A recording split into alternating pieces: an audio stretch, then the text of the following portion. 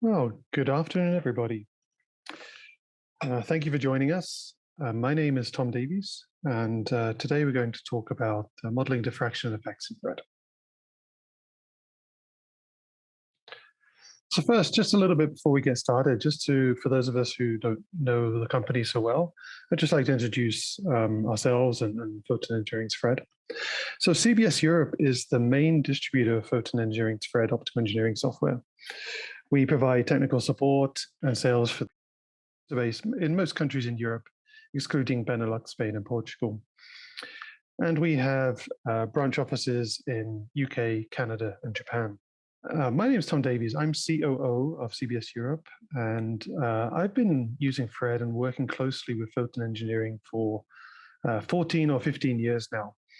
So, and I teach some of the courses, and I provide technical support help and write some of the documentation. So, diffraction modeling and coherence and physical optics in general is something that I've done a lot of, and hopefully I can spend the next half an hour with you and just explain an overview of what Fred can do in diffraction in the time that we have. So really just an overview before we get started. For those of you who aren't already Fred users and are joining us today just to hear a little bit more about Fred because you're interested in physical optics, diffraction specifically, what is Fred? Fred is a comprehensive optomechanical systems design analysis tool.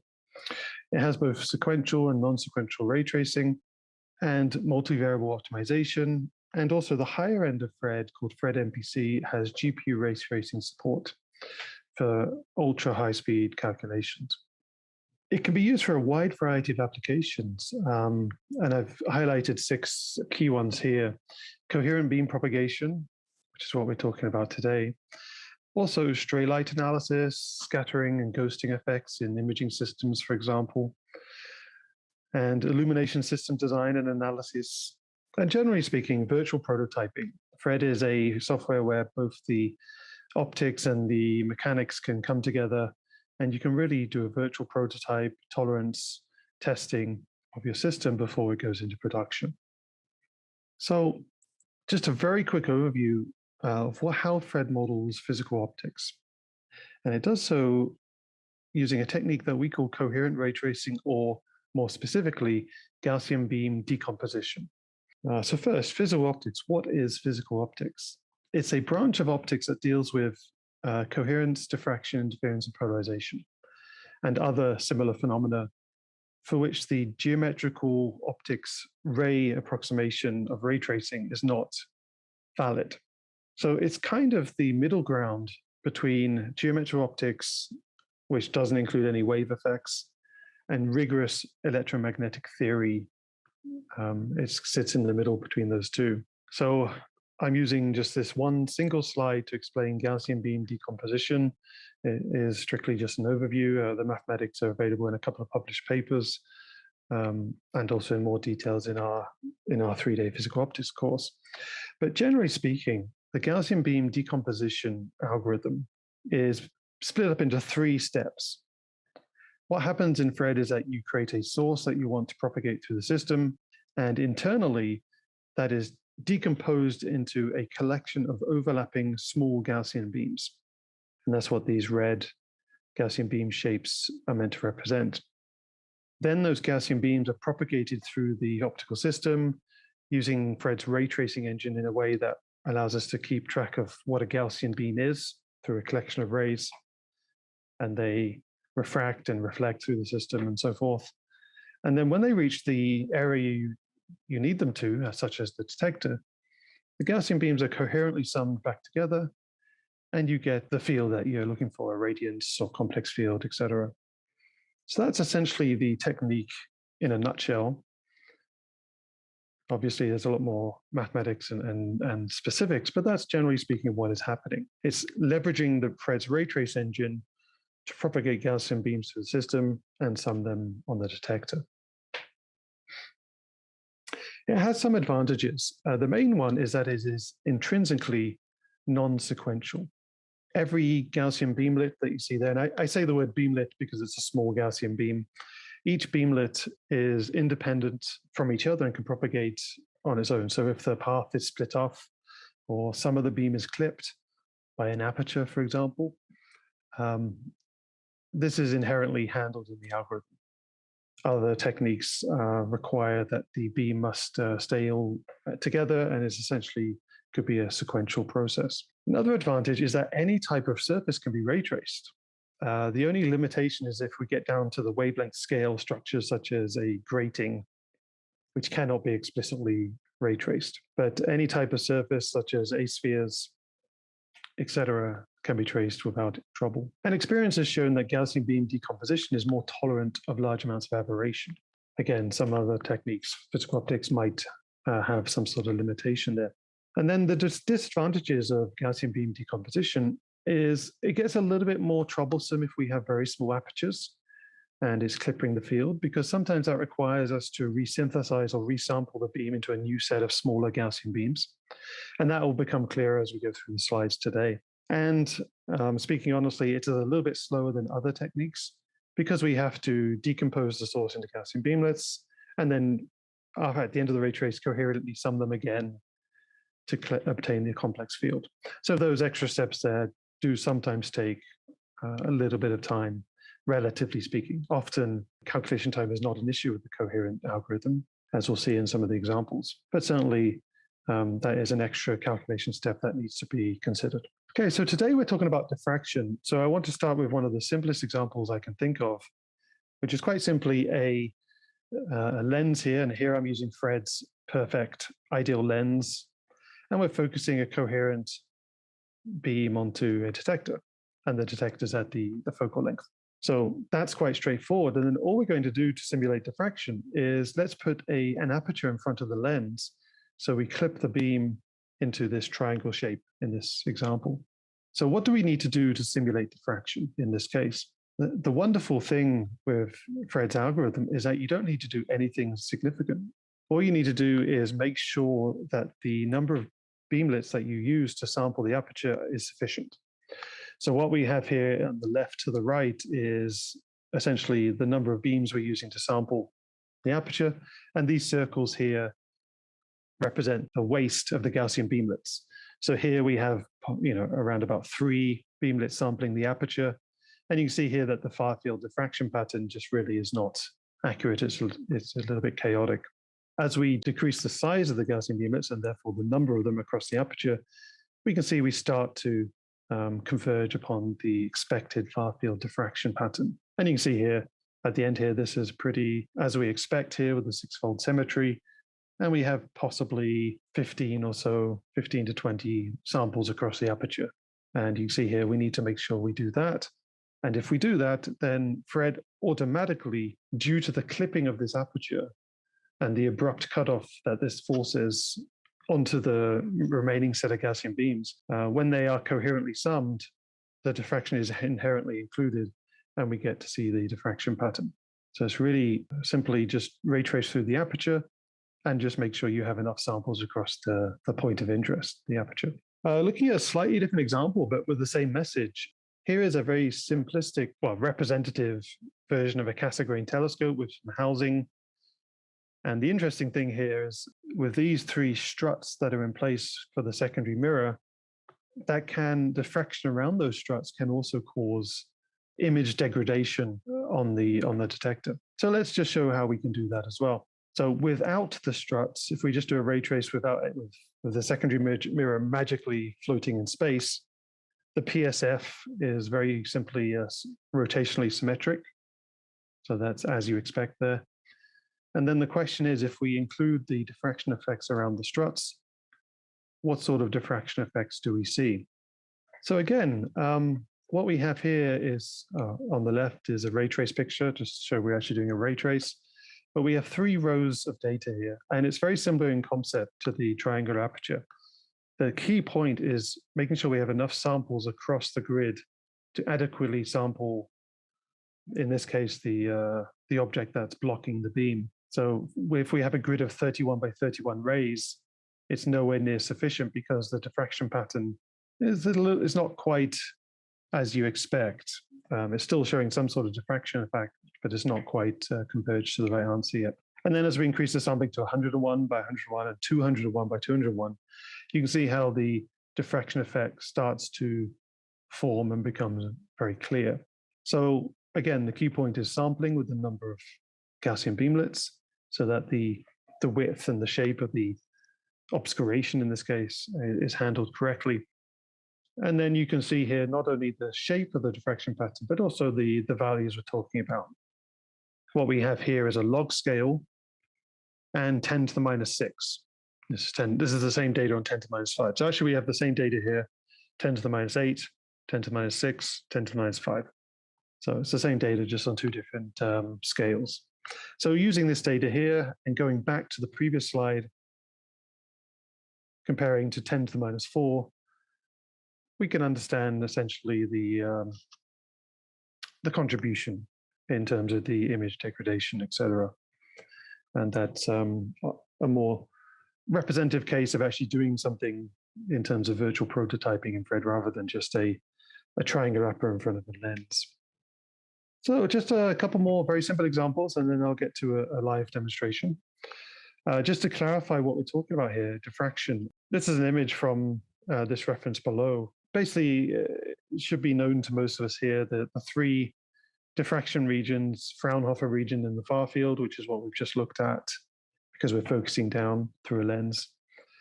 And we have Fresnel region is in the intermediate space between what's called the near field, close to the aperture, and the far field. And often the Fresnel region is more complex to calculate correctly because you have a lot more higher spatial frequencies in the diffraction pattern as the beam is in the intermediate state between the aperture and the far field, the Fraunhofer region. So it starts to mutate, and the position in the Fresnel region determines, among other things, determines the fringe pattern that you would see. So just to prove that Fred can also do that, I just got a couple of very simple examples.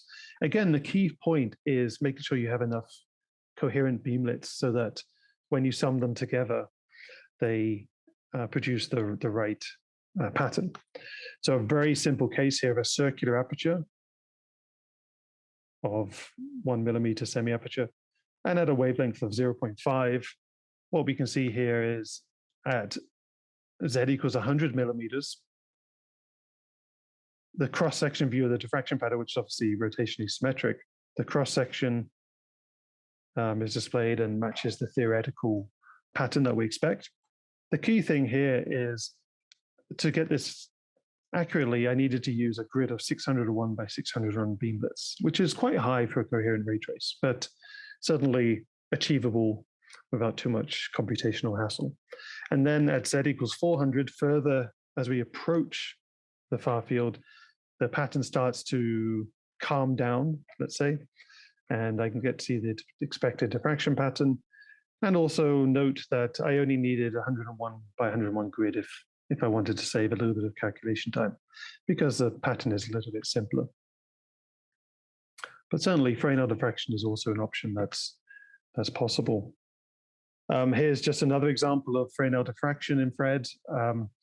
At the image plane,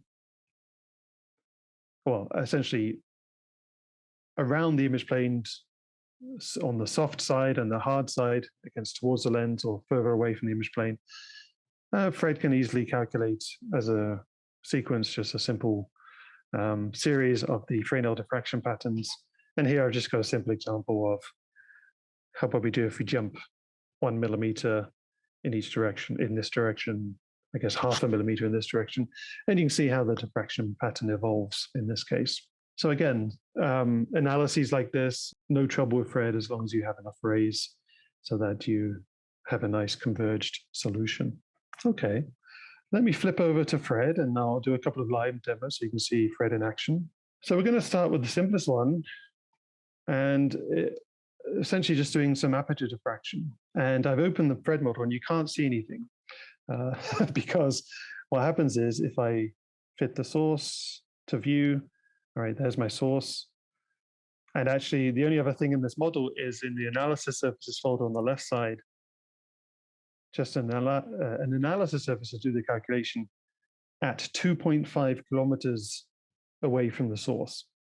So in the far field. And really, that's all I need to do a diffraction simulation of a circular aperture. It's really quite straightforward. The fact that I've defined a coherent plane wave, this is a plane wave source, of this aperture size is equivalent to an infinite plane wave passing through a circular aperture. So I've already, just from the source choice, will be including diffraction effects. And just to prove that, all I'd need to do is create the source, calculate the irradiance, and here at 2.5 kilometers in the far field, put it on a log scale, and there's the expected Airy function. So really, it's completely built into the system. If I open the source again, now switch the aperture shape to rectangle, I can now do the same simulation, but for a square aperture of the same size.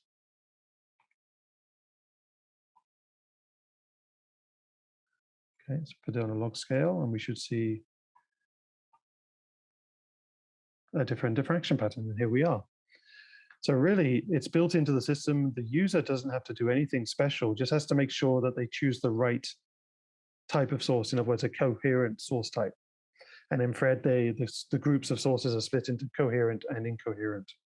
So that's pretty much the only choice that the user has to make, except for the number of samples, in other words, beamlets or rays across the grid.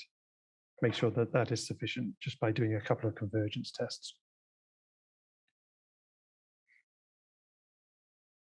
Let's do something that's just slightly more interesting now. I've got 3 short examples. This is the second one. And this is calculating a classic effect called the spot of Arago. So what we have here again, very simply, we have a plane wave source,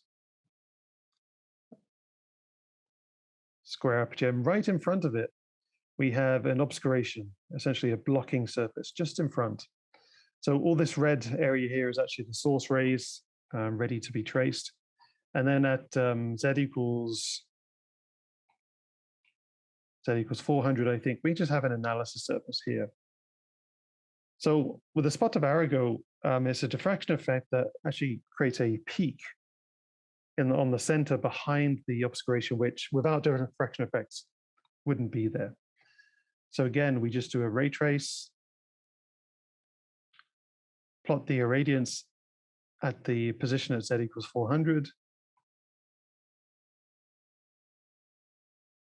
This takes, I'm using a lot of rays and quite a lot of samples to get a decent enough resolution. It takes about 10 seconds in this case, maybe a touch longer. So please bear with me.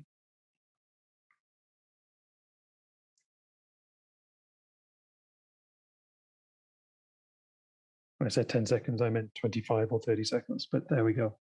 So interestingly, at the z equals 400, we see the different, obviously we can see the effect of the obscuration, the circular blocking surface. But you can see here right at the center and more easily in the cross section, we see this this spot of Arago, as it's called, or Poisson spot, as another term for it, right at the center there, which if this was a geometrical incoherent ray trace, obviously no rays would actually enter this region, and therefore you wouldn't be able to see this. And I do want to clarify, it's not like the rays are bending around. So I use a lot of rays here, but let's drop it down to something we can manage. Let's just do 51 by 51 and actually draw the rays. So it might be a little bit difficult to see, but the rays themselves are not propagating in this area. You see there's kind of a hole here. What's happening is the Gaussian beamlets that are passing around the obscuration, when they get to this analysis surface, we are coherently summing them up, and that coherent sum is creating that interference or diffraction effect, showing us the spot of Arago. So it's not like the rays themselves are bending around, it's just the field as it's propagating in the Gaussian beam decomposition method is also diffracting because they're Gaussian beams, and that diffraction effect is inherently included, and therefore we get to see power where rays don't actually exist in this effect. Okay, I've got time for one final example. This is a slightly different example, but it's quite interesting. So here we have a very simple interferometer, beam splitter, test mirror, reference mirror. Beams come back, combine onto the detector and gives us an interference pattern. So let's check that. Yep. So there's fringes that we expect in just the fact that we know this is an interferometer. Now, the interesting thing is, let's say we want to model on this output surface a single dust particle and include the diffraction effects from that. The challenge becomes a single dust particle of 100 microns or 200 microns, whatever the size is. Obviously, we cannot sample that spatially. They would require us to have incredibly tiny Gaussian beams, incredibly large number of Gaussian beamlets, which just wouldn't be practical. So how would we model this? Well, there's a principle called Babinet's principle, which essentially tells us that the diffraction from an aperture is equivalent to diffraction from an obscuration of the same size. So what we can do as a way to get around this is actually turn that dust particle into a source, a diverging source. So here we have the original laser source, and here I've got a second source located on this surface at a divergence angle. And based on the size of the particle, I calibrated the power based on the area of the particle relative to the area of the beam. And what we can do is actually trace both sources at once. So the blue rays you see here in this triangle is actually from the source. And what we can do is look at the interference pattern as they both combine on the detector. So first, let's look at it using the same settings we had before. Can't really tell anything yet because the particle is so small, it's actually quite a weak power value. If I put it on the log scale, I can certainly see in the center here, there's some sort of diffraction effect or that we don't really have a resolution for just yet. So let's zoom in on this area here and just have a look at the type of power levels and diffraction pattern that we see. And I've got a smaller detector and a much smaller XY size. And what we can see here is this is essentially the interference pattern between that second beam interfering with the plane wave. So the divergent beam from the dust representing diffraction from the dust particle interfering with the plane wave. And this is right in the center of that interference pattern. And we're talking quite low power values here, maybe 1/100th, 2 orders of magnitude below what we saw. But suddenly it might be an effect that you need to consider and therefore model in FRED. So just to clarify, instead of actually modeling a physical dust particle, we use Babinet's principle to represent it by actually a diverging source of the right power value, and then use that to interfere the two beams and see the resulting fringes and interference pattern there. So I've kind of crossed the line, blurred the line between diffraction and interference in this example, but it's a nice example there. Okay, so let me just wrap up. I know this is just a brief taste of FRED, but hopefully it gives you a couple of interesting thoughts about how you can do these types of simulations in FRED. So quickly, some general comments on FRED for physical optics modeling. We use Gaussian beam decomposition, which is a flexible technique that is non-sequential. And it's simply the choice of source that determines if the beam is coherent. So I use a coherent source, and then it's the sampling, the number of beamlets in the source that are essential for ensuring accuracy in the diffraction pattern. And the key thing is that diffraction and interference effects are automatically included. There's no special switch on or technique that the user has to use. So a lot of this content is sampled from what we have as a 3-day physical optics modeling course, where we, for 3 days, talk about these sorts of topics and more, and how to simulate them in FRED. And we have a physical optics course coming up. So if you're interested in what you see here and need some more time to expand on it with more complex examples, more explanation across 3 days, the course that we're running is on November 29 to December 1st. And I'll be the teacher. It's an online course. and let's say 3 days of advanced Fred modeling for this sort of topic. The registration deadline is the end of next week. So if you're interested in this, you like what you see here as a taste, please consider this. There's more details about the synopsis and the content on the website at this link here. And please let us know if that might be something that interests you. So I hope today's been very interesting for you. There's only so much we can get done in half an hour, but I hope that it was valuable. And just please let me know if you have any questions. I'm happy to be online for the next few minutes and answer whatever questions come in. So again, thank you for your time. Okay, one question has come in. It's a question about the GPU ray tracing on Fred MPC. Two things. It's a very fast calculation. Obviously, it depends on the GPU, but honestly, for typical real models with hundreds or thousands of surfaces and needing to trace hundreds of millions of rays, it's easily 100 times faster and maybe 1,000 times faster than a CPU ray trace. The only caveat to that is the GPU ray tracing of Fred MPC does not do the coherent calculations. Quite simply because the coherent calculations, as you saw in these demonstrations, really don't take that much time and almost never require hundreds of millions of rays. So it's never been a priority for the GPU ray tracing, but potentially in the future it will be added. The only caveat to that caveat is what we have done in Fred MPC is put the irradiance calculations on the GPU. So you remember when we did the spot of Arago and we had to sit waiting for 25, 30 seconds? That can be done on the GPU now. Just a little toggle button saying calculate irradiance on the GPU. And that has a factor like maybe 10 to 20 times faster processing time. So that is the one benefit of using Fred MPC for physical optics, is the irradiance calculations, which often can take longer than the coherent ray trace. Oh, just to clarify the conversation before we move on to the next question. What I showed you today with that spot of Arago calculation, that 25-second calculation, that was just on the CPU.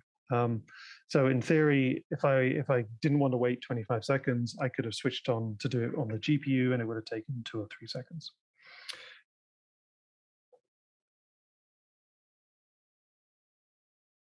Another question, can you have diffraction effects also by using the Gaussian laser type source? Yes, really any of the coherent source types. I just used a plane wave in these examples with the assumption that it's a top hat or a plane, infinite plane wave coming through the aperture. But if this was a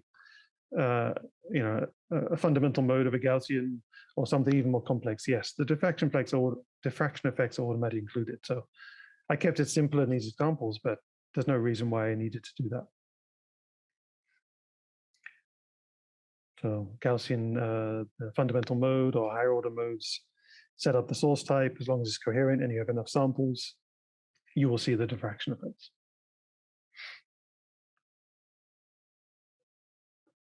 Okay, a great question has just come in.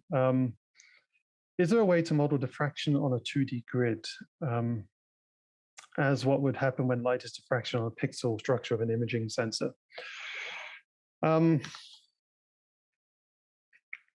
model diffraction on a 2D grid, basically a 2D grating, and clarify if I'm misunderstanding the question, but grating structures are not explicitly modeled in Fred. Like all other ray tracing software, you enter the data for the period of the grating and the diffraction efficiency values as a function of wavelength and so on. But then Fred just solves the grating equation. So we're not explicitly modeling the grating, the physical step structure of the grating or the blaze structure. So it's not a physical optics simulation. You can model this in Fred by essentially putting two gratings, two 1D gratings on top of each other very close. And the overall effect, and if it's set up correctly, the overall effect is that you can model a 2D diffraction pattern. But just to clarify, we are not modeling it coherently, and we're not explicitly modeling the actual grating structure. That just is beyond both ray tracing and also Fred's Gaussian beam decomposition. To do that correctly, you need to use something, a grating design software that uses something like RCWA, which is rigorous coupled wave analysis, or FTTD, or something that is purely electromagnetic rigorous solving.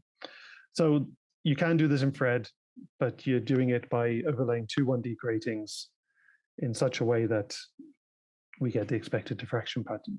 But the complex thing is that even to do this, you need to know the diffraction efficiency of the grating, which needs to be calculated elsewhere or measured elsewhere. And I can send you a very simple example of that. I've got a couple of slides to the person who asked the question. I got a couple of slides that I can send to you, just to outline what I mentioned there. Okay, I'll just wait another 30 seconds or so, see if there's anyone with a question coming. If not, let me just start wrapping up and say thank you for your time. Please feel free to email us if you have any questions or comments, and just keep in touch. And look forward to being on a webinar or seeing you in the course again soon. Thank you.